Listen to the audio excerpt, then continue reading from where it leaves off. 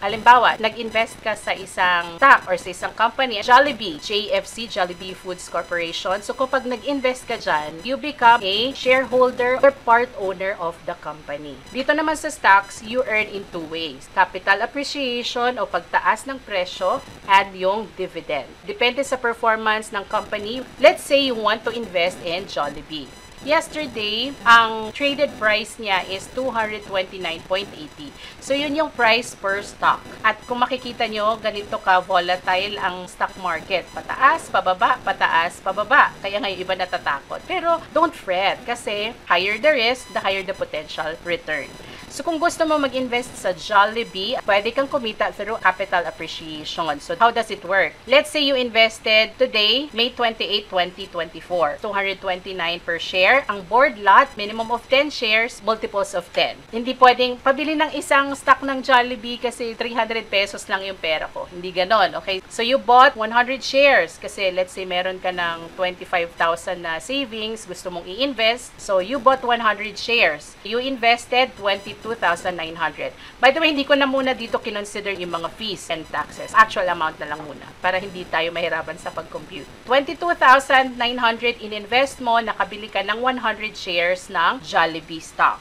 Nilagay mo lang siya doon, pinabayaan mo na lang siya doon, tapos hindi mo na dinagdagan, nakalimutan mo na. So, after 6 years, May 28, 2030, naalala mo, oy, meron pala akong nabiling share sa Jollibee. Tapos, chinek mo, magkano na kaya yung value nito? At pagtingin mo, uy, 300 pesos na per share.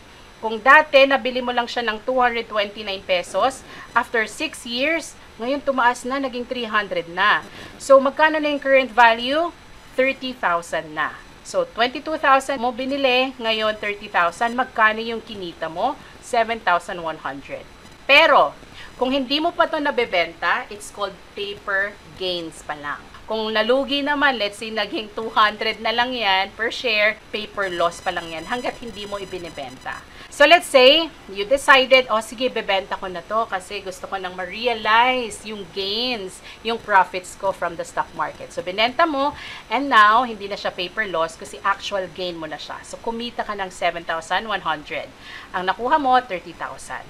So, kung titingnan natin in terms of percentage, in 6 years, ang kinita nitong 7,1 is 31%. That's 5.1% per year. Okay na ba yon?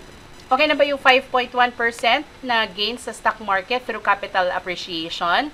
Yes, not bad na yan. And hindi pa tayo tapos sa stock market. Kasi, di ba sabi ko, there are two ways to earn sa stock market. What's the other one? It's through dividends. Si Jollibee, nag-o-offer siya based sa records nila, sa reports. Ang pinaka-latest is 1.15 per share as of May 23, 2024. So, anong ibig sabihin yan?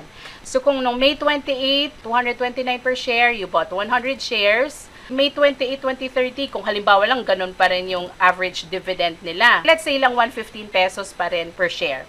100 ang shares mo, 2 times a year yon kasi tingnan mo dito.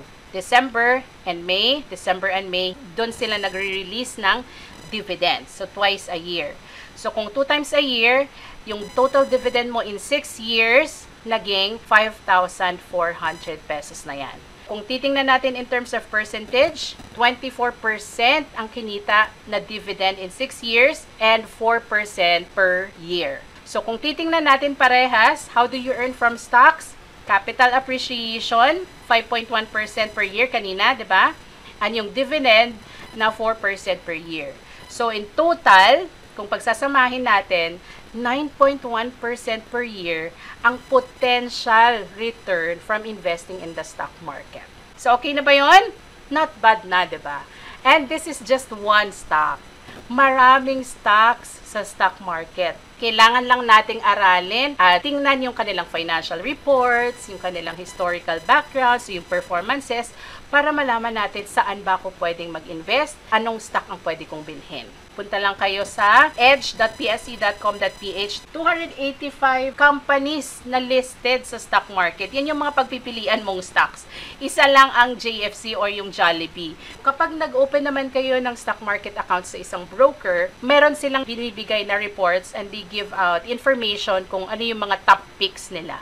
ano yung mga nire-recommend nila na i-buy, ano yung nire-recommend nila na i-sell. So may mga ganong informations. As of today, mga 36 ang stock market brokers, BDO Securities, BPI Trade, Call Financial. This content is not an investment advice and does not constitute any offer or solicitation to offer or recommendation of any investment product. It is for general education purposes only and does not take into account your individual needs, investment objectives, and specific financial circumstances. Investment involves risk, so do your research and consult an investment professional if needed. For more budgeting tips and resources, check out the links on the screen. Thank you for watching and happy budgeting!